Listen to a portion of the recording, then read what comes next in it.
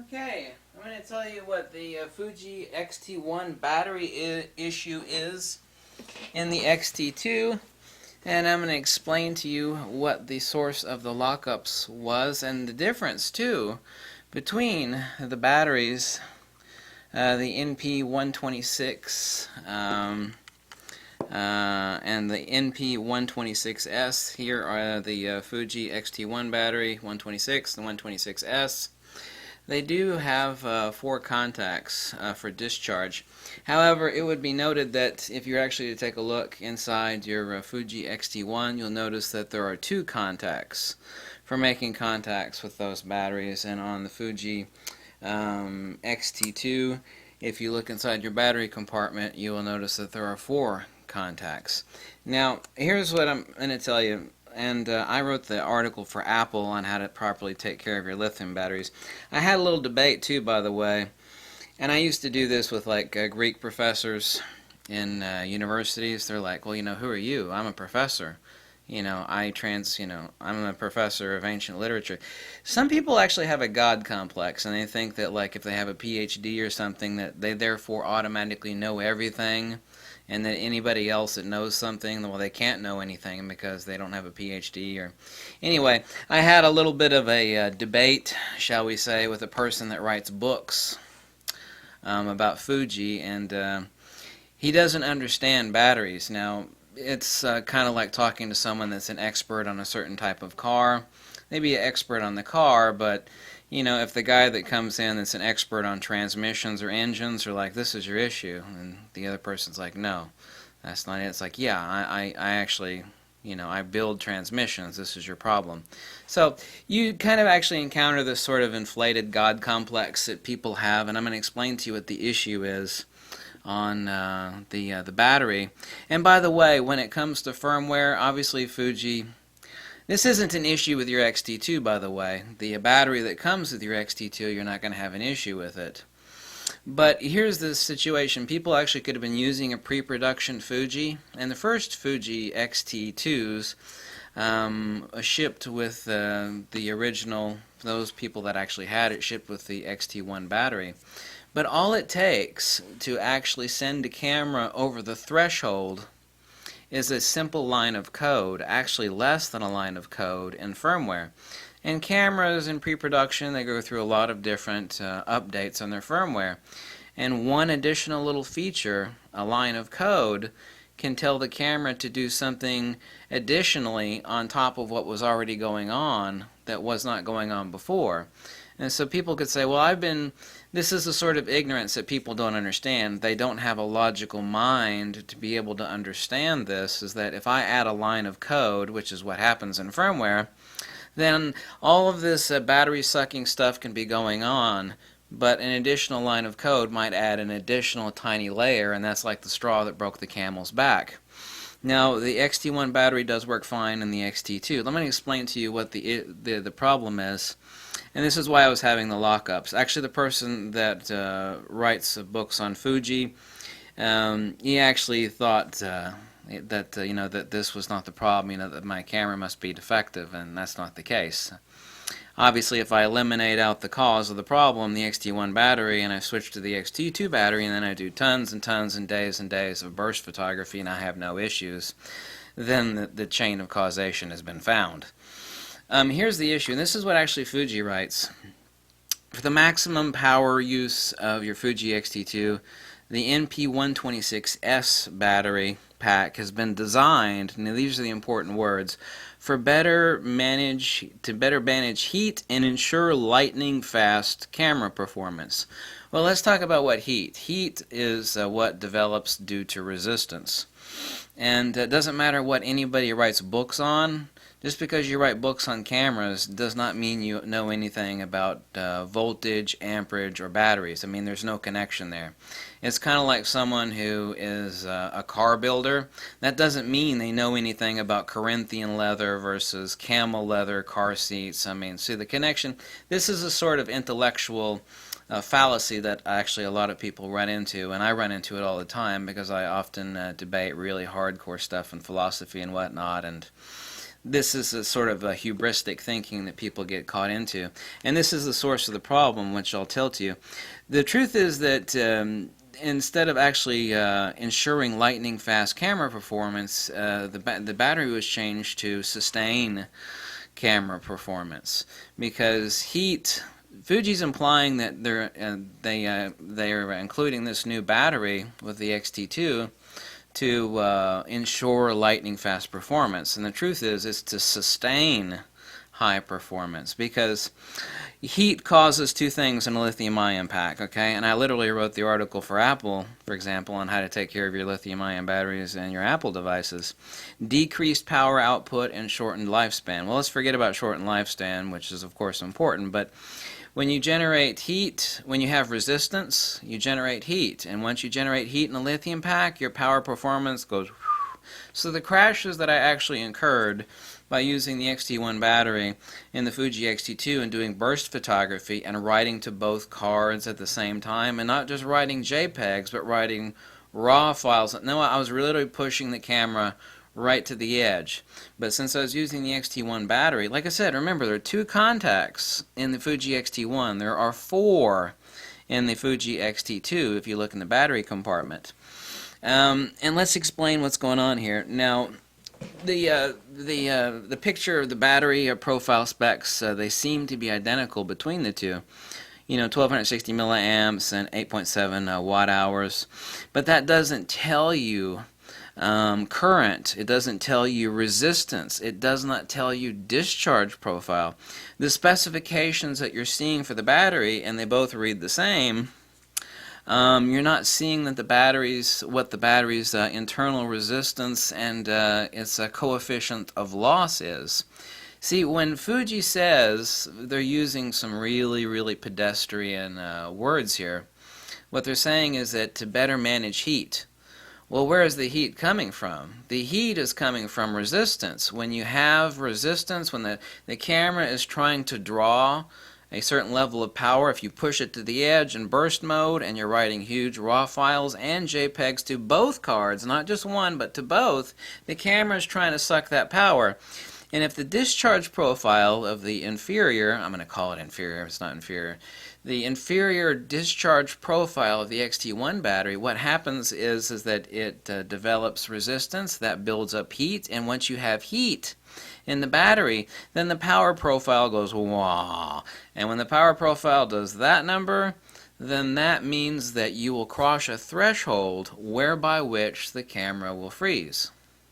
And so this is why you can use the XT1 batteries in your vertical grip, the power booster as they call it, the two, but you don't use the XT1 batteries in your XT2 camera.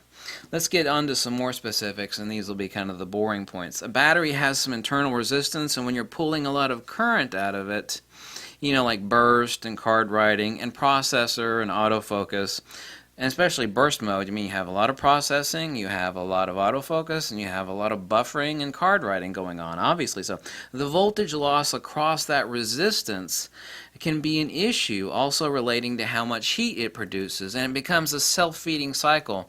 When you don't have the proper discharge profile, you have resistance. When you have resistance, you have heat, and when you generate heat in lithium packs, that causes power to drop off. And so, yeah, this is why the person that, you know, writes a lot of stuff about Fuji, while they're an expert on Fuji, that does not mean they have any idea what's going on with power and current and resistance and discharge profile. And someone could say, for example, that, hey, I've had a pre-production Fuji now for months and months and months, and I didn't have an issue. That's right, but what someone like that does not understand is that as soon as Fuji updates that firmware with anything, and they add another layer of code, okay, and that means that all this power usage is going on, another line of code in the firmware can cause basically the straw that breaks the camel's back. And that is it. This has been seen before in many different devices. Various companies have implemented a firmware update and they found out, whoops! The firmware update causes too much power suckage at a certain point and the item goes whang, it crashes. Now, there's no issue at all with the XT2 here, so nobody should be alarmed. It's like you're using the XT2 battery, the WP-126S, and the XT2, no problem. Okay, this is not an issue with this. It's the discussion of what it is an issue with the XT1 battery in conjunction with the Fuji XT2 if you're pushing it right to the edge. Writing to both cards, writing raw files, you're pushing it. You know, you're pushing, and crashed. And this is what actually the debate that I had with this person. It was a very cordial debate up until a point where the other person became irate. But that's no big deal. I mean, I'm used to that sort of stuff. So the voltage loss across resistance is an issue relating to how much heat it produces. And of course I said heat, resistance, and then you have a voltage drop. The XT2 battery packs are better battery cells that are differently designed that yield lower resistance and temperature at higher current draw rates. The more the battery temperature rises, the worse the power output. And that's the issue with the XT1 batteries in use with the XT2. Now if I were to stick the XT1 battery in the XT2, just do something like click, click, click, you know, I'm not going to breach that threshold. But the nature is that the rate of discharge and resistance and the profile of the XT1 battery does not lend itself to the maximum performance for this camera. Now, Fuji uses the words ensures lightning fast camera performance, but the truth is when you're pushing this camera to the max, if you had the battery in here, the words should be sustain camera performance. And if the camera is trying to do something and it can't sustain it, it's just like sticking, you know, your hand across your own neck and choking off the air. You know, you're going to pass out and hit the floor. And that's where the crash comes from. And that's where, you know, this little debate that I had with somebody that doesn't understand power profiles and discharges. You see, someone could have been using this camera now for half a year. But, like I said, you make one firmware update and you add one line of code that can radically change the power profile of the camera. It's like, well, I use this camera and this battery fine for months and months and months. Yes, but one line of code can drastically change the power profile of the camera. This has been seen before time and time and time again. So the XT2 battery packs have better cells for discharge. The current X series cameras, like I said, you have 2 contacts on the XT1 and 4 on the XT2. The W126S, which is the XT2 battery, has different cells with lower internal resistance that'll result in a lower temperature rise for a given current draw and allow for larger current to be delivered at the same battery temperature rise as the NP126, i.e. the XT1 battery. And like I said, heat causes 2 things. So when Fuji's talking about heating of the battery, they're talking about resistance. In other words, there's just too much resistance. The camera is trying to suck all this power and high performance, just the camera alone. Okay, we're not talking about the vertical grip here. The camera alone. And if it can't do that, then it creates resistance in the XT1 battery. That resistance generates heat. And when you generate heat in a battery where the camera is trying to suck it from there, then you have a power fall off. And when you have a power fall off and the camera is demanding power, then you're choking the camera, and that is where the camera would freeze. So, like I said, this is not an XT2 issue. It is an issue if you're going to drop an XT1 battery in the Fuji XT2 and just push it right to the max. And that's what a lot of people are going to do. And you shouldn't do that. When people get their Fuji XT2s, don't like take it out of the box, stick an XT1 camera in there and go out into the street and stick it in continuous high and go ram, and then complains like, oh my god, you know, the camera crashed. No, you should have charged the XT2 battery and then stuck it in there and done your thing with it. So the XT1 battery, what it does is it breaks the threshold of power output when too much resistance is created, which translates into heat. And that heat translates into, as is an absolute fact, power fall off in lithium-ion power cells. So that's just undeniable. That's a hardcore damn fact. Pre-production XT2 Fujis, like I said, early ones, ship with the XT2 camera. The XT1 battery was used in the early pre-production Fuji XT2s. But more and more layers of complexity, more and more firmware versions, and every firmware has a different power profile depending on the type of use and what use is done. I mean, there are like 100 different ways you can use this camera where it sucks power at different rates. Burst mode, continuous, writing to one card to two card. Instead of just writing JPEGs, you're writing huge RAW files and JPEGs. Obviously, that requires more power. You're writing a lot more information. That little red blinking light back here is going writing, writing. Means it's sucking power to write those huge ass files to your SD cards. So Fujifilm found that would have found that the higher demand performance required a battery with a different discharge profile. So this is the entire spiel, the entire salad, if you will. And everybody's been speculating, well, what's the real difference? And they just quote the nonsense that has been the published thing. So to better manage heat. No, that's a byproduct. The heat is the byproduct of our resistance. And when you generate resistance, because the battery, the camera is trying to draw it, generate heat, then you generate power fall off, and then the camera crashes. So, anyway, that is the more information than you wanted to know. But, yeah, you saw it here first, and if you wanted to know it, I just told it to you. So you have nothing to worry about with your Fuji XT2. I've been praising the Fuji. I'll be the first person to point out any problems. This is not a problem. Your Fuji XT2 does not ship with an XT1 battery for a reason, It doesn't. If Fuji did that and be like, hey, we got tons of these batteries, let's ship them with the XT1. No, they shipped it with this battery for a reason. And there is a reason why there are 4 battery contacts in the XT2 and there are 2, look yourself, in the XT1. It requires a different profile of current to be drawn from the battery.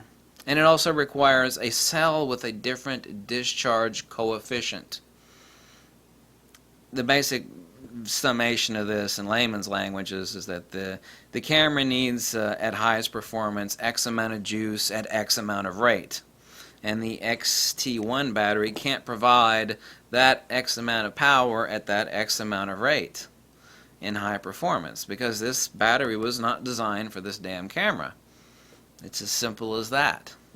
And like I said, what the other person did not understand, and it's just purely hubris, is that you've been using this camera for months and months, but as soon as the code, the firmware is changed, then that will, in some performance on the camera, change the discharge profile and the power curve necessity of current draw off the battery.